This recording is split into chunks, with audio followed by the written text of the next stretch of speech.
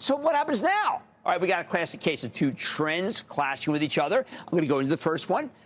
There's the short term, and I think the short term, frankly, looks awful. Unless someone blinks, and I don't know, maybe you saw someone looks like they're going to blink. I didn't.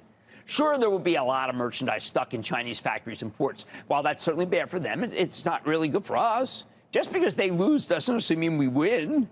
Plus, these tariffs are total anathema to one of the biggest companies in the world, and that company is Apple. Now, not all of Apple's merchandise is made in China, but a lot of it is, and you're now looking at a 23% decline in 4 days for the stock of one of the greatest companies on Earth.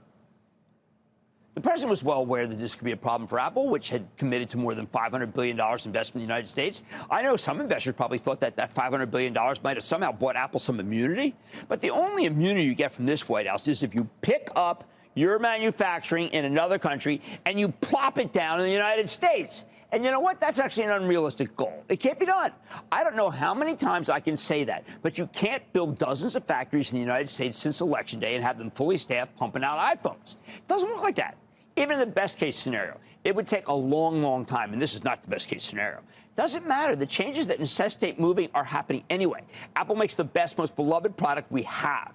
Now its stock is being eviscerated because President Trump won and Vice President Harris lost. Was Apple's Tim Cook supposed to know that?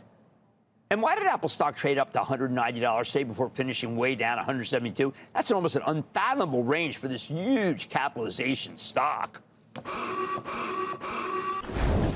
Don't miss a second of Mad Money. Follow @Jim Cramer on X. Have a question? Tweet Cramer. #MadMentions. Send Jim an email to madmoney@cnbc.com or give us a call at 1-800-743-CNBC. Miss something? Head to madmoney.cnbc.com.